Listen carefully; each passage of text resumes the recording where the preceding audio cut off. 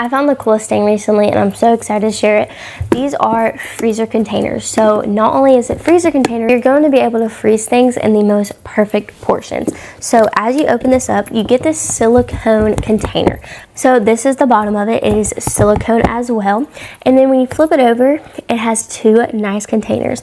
And it literally has measurements. This can fill up to 2 cups and then 500 milliliters.